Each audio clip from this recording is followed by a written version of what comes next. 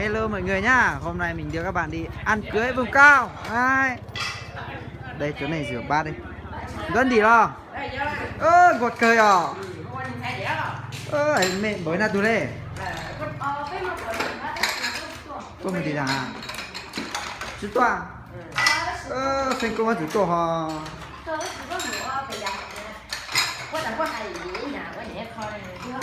Ê, chỉ nói thì em nhìn số tứ.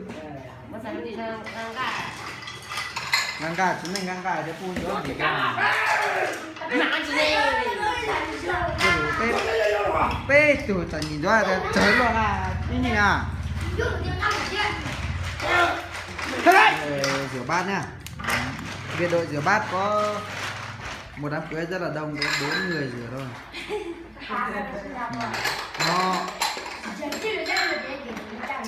Y hỏi em có vào. Các tao mà tiền nào? Bây giờ đó. Ôi ơi, lên thì. Còn lên đánh nghe ta. Anh nhìn nó nhìn. Ôi. Không sao, không sao. Đấy luôn là thịt tàu lên. Sao đâu? Vất vả như 4 thanh niên nhá. Rất là đông người các bạn nhá. Đang đợi rửa bát. 4 người rửa bát cho cả đoàn ăn. Đợi tí nhá, đánh mình đi không ạ. Anh Dơ đẹp trai đây nhá. Anh này quay anh tí. Đây là bếp này. Nhà bếp này. Ui giời rất là nhiều thịt nhá. Thịt bò xào à? Trường bếp đây nhá. Trường bếp đây. Đại ca bếp nhà mình đây. Đại ca của trường bếp. Đó là trùng của trường bếp. Rất là nhiều trưởng bếp nhá. Thịt bò xào. Lão sư mình gần đâu cái món nào cả? Gần như vậy à? Chứ sao chưa có cần nó? Sao không à? Sao tỏi đúng không? Sao gừng. Thịt bò xào gừng nhá. Thịt bò rất là ngon. Đấy, thịt lợn luộc. Ấy. Thịt lợn xào.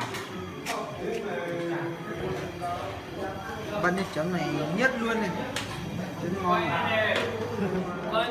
Đấy, bếp trưởng này, rau thớt đây. Bếp trưởng rau thớt. Cắt dưa ấy. Anh bếp trưởng đẹp trai rau thớt đây nhá, cắt dưa 10 như 1 luôn nhá.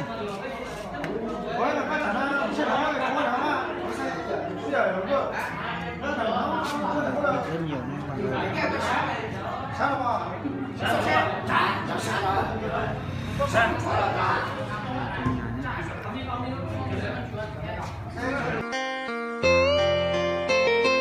Cô yếu ua y tu ua rong mía chế.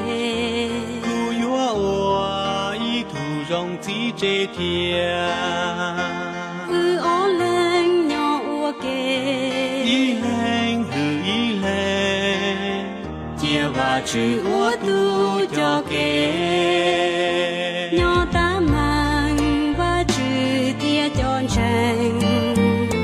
Nhỏ ta mang ó thọ cứ tí nên trà. Ó lên nhua xì bà. Kia yua xì lu.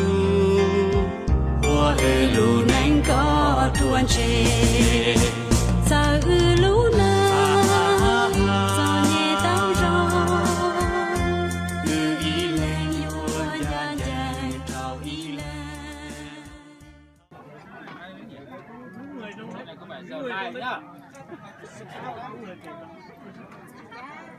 thiếu một chén này, thiếu đũa rồi. Thiếu một cái chén. Còn lấy bên này nữa. Đúng rồi, lấy bên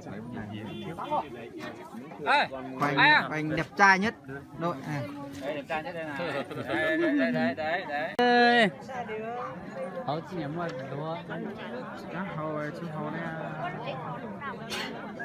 Cái hậu mình có sẽ hậu đùa. Cái nào hòn to này. Nhá.